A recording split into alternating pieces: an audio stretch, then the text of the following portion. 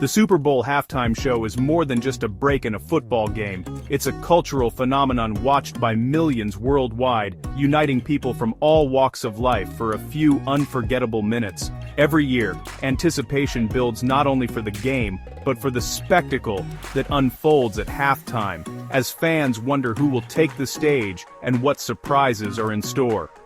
For many, the halftime performance rivals the game itself in importance, serving as a platform where music, culture, and entertainment collide in dazzling fashion. It's a moment when the world pauses to witness creativity, innovation, and sometimes controversy, all broadcast live to a global audience. Artists who perform are instantly elevated, often remembered for their show-stopping moments. A single performance can redefine a career, spark viral trends, or become a part of pop culture history, replayed and discussed for years to come. What began as simple marching bands has evolved into a star-studded spectacle with elaborate sets, cutting-edge technology, and global superstars commanding the stage. The transformation reflects not just changes in entertainment, but shifts in American society itself. The NFL and its sponsors carefully select performers to capture the national mood and appeal to the broadest audience possible. Behind the scenes, months of planning and negotiation go into crafting a show that will resonate with viewers and leave a lasting impression. The pressure is immense. A great show can be a triumph, while controversy can spark national debate and dominate headlines. Every detail is scrutinized, and every choice can have far-reaching consequences. The halftime show mirrors American society, its trends, tensions, and tastes. It's a reflection of who we are, what we celebrate, and sometimes, what divides us. Each year, the performance becomes a snapshot of what's popular and what matters in entertainment, capturing the spirit of the moment and the shifting landscape of American culture. The conversations that follow reveal much about our values and divisions. Debates rage on social media, in living rooms, and across news outlets as people dissect every aspect of the show. It's not just a concert, it's a statement. An opportunity for artists to express themselves and for the nation to reflect on its identity. And in 2026, it's become a new front in America's ongoing culture war, where every performance is loaded with meaning, and the stakes have never felt higher. In a bold response to the NFL's recent direction and the ongoing debates about the cultural tone of America's biggest sporting event, Turning Point USA has stepped into the spotlight with the All-American Halftime Show. This isn't just another concert, it's a fully produced, high-profile live event designed to air directly opposite the official Super Bowl broadcast, offering viewers a real choice for the first time in years. This ambitious move directly challenges the NFL's long-standing cultural dominance, aiming to capture the attention of millions who may feel unrepresented or even alienated by the mainstream halftime spectacle. It's a calculated risk, but one that could reshape the way Americans experience the Super Bowl. At the helm is Charlie Kirk, the outspoken founder of TPUSA, whose organization is widely recognized for its conservative advocacy. Now TPUSA is expanding its mission beyond politics, venturing into the world of mass entertainment and pop culture with this high-stakes production. The show's very name, the All-American Halftime Show, stands as a direct contrast to what many perceive as the NFL's increasingly progressive leanings. It promises a return to patriotic, family-friendly themes, aiming to rekindle a sense of unity and nostalgia for traditional American values. This is more than just entertainment. It's a direct appeal to those who feel left behind or overlooked by the cultural elite, offering them a show that speaks to their beliefs and sense of belonging. Unlike previous years when complaints about the halftime show were limited to social media or op-eds, this marks the first time a major star-powered alternative is being presented to the NFL's halftime dominance, complete with celebrity performers and high production values. The All-American Halftime Show is more than just a program.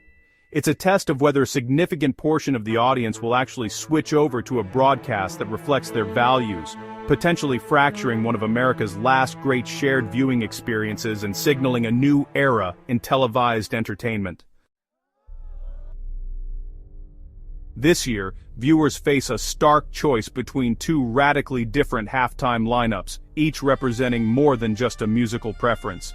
The Super Bowl, long known for its iconic performances, now finds itself at the center of a cultural crossroads. The NFL's show, headlined by global superstar Bad Bunny, embraces Latin music's rising influence and targets a young, diverse audience. His energetic performances and genre-blending sound reflect a new era in American pop culture, where multiculturalism and global trends are celebrated. Green Day, known for their political edge and rebellious spirit, adds to the progressive tone. Their presence signals a nod to activism and the power of music to challenge the status quo, resonating with fans who crave change and social commentary. In contrast, the All-American halftime show features Kid Rock and country stars like Brantley Gilbert and Gabby Barrett, celebrating patriotism and small-town values. Their music taps into nostalgia and a sense of national pride, offering comfort and familiarity to those who cherish tradition. Each lineup is carefully curated to appeal to opposing cultural identities, highlighting the deep divisions that run through American society today. One show highlights globalism and progressive activism, inviting viewers to imagine a more inclusive future. The other, traditional American themes, evoking memories of unity and shared heritage. This Battle of the Bands is a microcosm of America's cultural polarization, playing out on one of the world's biggest stages. On Super Bowl night, viewers aren't just choosing music, they're choosing between two visions of America, each with its own hopes, fears, and dreams for the future.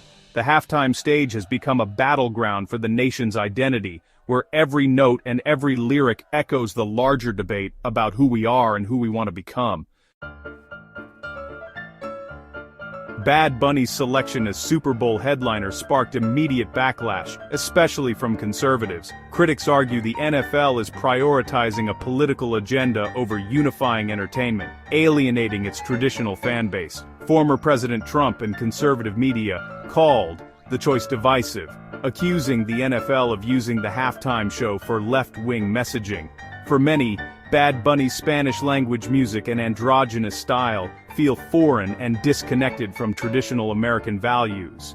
The controversy gave Turning Point USA the perfect opening to launch its alternative. The debate isn't just about one artist, it's about who gets to define American culture. The NFL's attempt at inclusivity was seen by millions as exclusionary, setting the stage for a halftime showdown. The halftime show now reflects a much larger cultural struggle over the nation's identity.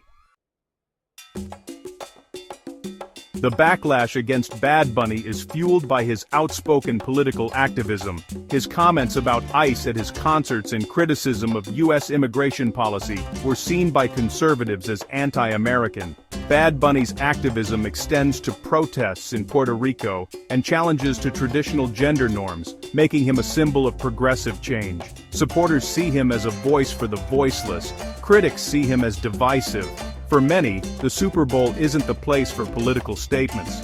The debate over his selection has turned the halftime show into a referendum on American values.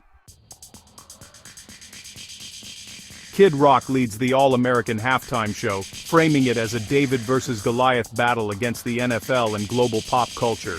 He contrasts his show's patriotic rock and country ethos with Bad Bunny's progressive image. Kid Rock's message: "We plan to play great songs for folks who love America." The rival show isn't just about music, it's about reclaiming cultural space for those who feel marginalized by mainstream entertainment. This underdog narrative taps into populist distrust of media elites. By challenging the NFL, Kid Rock and TPUSA position themselves as champions of the people. The show invites viewers to join a cultural rebellion.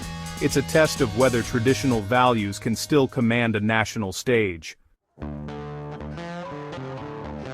The All-American halftime show is built on faith, family, and freedom. values its organizers say are missing from the NFL's show. It's marketed as a safe, uplifting alternative for families tired of risque or political halftime performances. The lineup was chosen for its focus on patriotism, faith, and personal conviction. Organizers argue there's a large, underserved market for wholesome, family-centered entertainment. The show aims to create an atmosphere of gratitude and national pride, countering the protest-driven narrative of the NFL's performers. If successful, it could shift the cultural landscape and send a message to media companies. The goal: prove that patriotic, family-friendly content has a powerful audience. The All-American Halftime Show is more than a concert, it's a cultural statement. On Super Bowl night, viewers have a clear choice, made easier by modern streaming. The NFL's halftime show airs on the main broadcast and official apps, seamless for most viewers. The All-American Halftime Show streams for free on YouTube, X, Rumble, and conservative platforms like Daily Wire Plus and OANN. It's also available on streaming services like YouTube TV and Hulu, making it easy to find. This broad accessibility removes barriers for viewers seeking an alternative. The decision comes down to preference, not technical difficulty. Super Bowl night will be a true test of audience loyalty and cultural alignment. The rival halftime show is a symbol of America's deepening divisions. The Super Bowl, once a unifying event, now reflects the nation's polarization. Competing shows represent two visions, one multicultural and progressive, the other rooted in patriotism and tradition.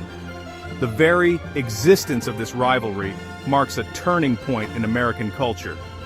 Audiences are retreating into separate bubbles, consuming entertainment that reinforces their beliefs. The outcome will be watched by media, political strategists, and cultural commentators alike. The battle for America's soul is now fought on the biggest stage in sports. Even halftime is a political battleground.